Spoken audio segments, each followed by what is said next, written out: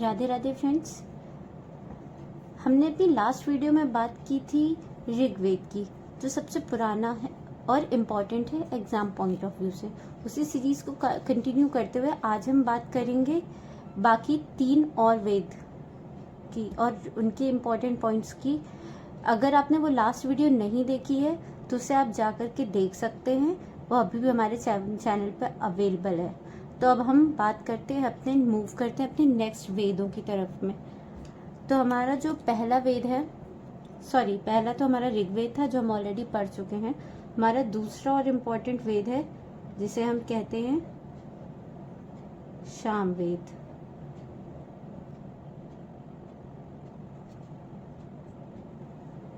अब हम बात करेंगे सामवेद की।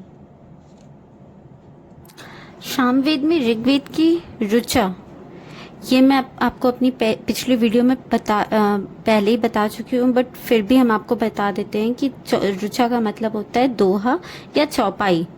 ठीक, तो अब हम बात करते हैं कि सामवेद में ऋग्वेद की जो ऋचाएं हैं उसको म्यूजिक और मेलोडियस फॉर्म में कन्वर्ट कर दिया गया है। इसीलिए सामवेद को फादर ऑफ इंडियन म्यूजिक भी कहते हैं। और सामवेद का दूसरा इम्पोर्टेंट पॉइंट है कि सामवेद को पढ़ने वाले को उद्गत्री कहते हैं, UDGATRI, उद्गत्री कहते हैं।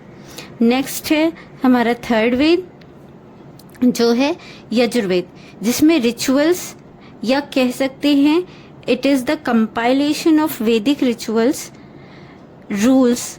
यजुर्वेद के रीडर को अथर्वयु कहते हैं।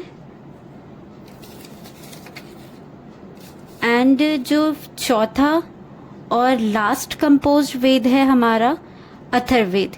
इसके इम्पोर्टेंट पॉइंट्स थोड़े से ज़्यादा हैं कि इसके ऑथर हैं, पहली बात तो अथर्व ऋषि या कंपोजर आप कह सकते हैं, जिन्होंने इसे लिखा है वो है अथर्व ऋषि। इसी वजह से अथर्ववेद का नाम अथर्ववेद है, क्योंकि उसे अथर्व ऋषि ने लिखा है। दूसरा अथर्ववेद बात करता है डिजीज प्रिवेंशन की, तंत्र मंत्र की, विच प्रैक्टिसेस की, मैरिज की, एटसेट्रा। अथर्ववेद इन सारी चीज़ों की बात करते हैं। जैसे बहुत बार क्वेश्चन आता है कि तंत्र मंत्र की अगर हम बात करें तो ये हमारे कौन से वेद से लिया गया है, तो वो हमारे अथर्ववेद से लिया गया है। डिजीज प्रिवेंशन भी हमारे अथर्ववेद से आया है, मैरिज भी हमारे अथर्ववेद से, ऐसे बहुत सारी चीज़ें हैं जो हमारे अथर्ववेद से आई हैं। दूसरा, अगर इसी चीज़ को कंटिन्यू करें तो हम देखें कि जो हमारी अंधविश्वास वाली ज़्यादातर चीज़ें हैं वो आपको अथर्ववेद में ही देखने को मिलती हैं। दूसरा, समिति और सभा की बात करता है अथर्ववेद। जो समिति और सभा बैठाई जाती है, संगठन की होता है, उसकी बात करता है हमारा Atharvaveda. And lastly important point है अथर्ववेद में जो कन्याओं की जन्म की निंदा है वो भी अथर्ववेद में की गई है।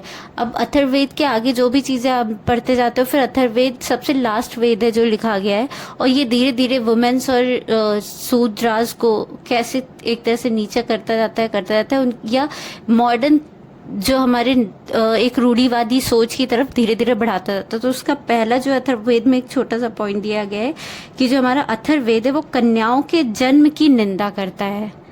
तो इस तरीके से जो कुछ इंपॉर्टेंट पॉइंट्स थे हमारे चारों वेदों की, वो मैं आपको बता चुकी हूँ ऑलरेडी।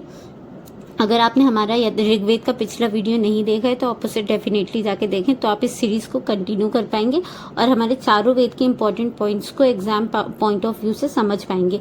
ये चारों ही चीज़ें अगर आपको कंफर्म करनी है तो आप लूसेंट की बुक से कंफर्म कर सकते हैं।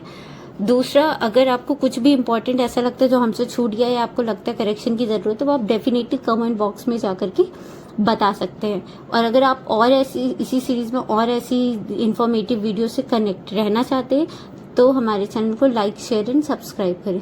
तब तक के लिए राधे राधे।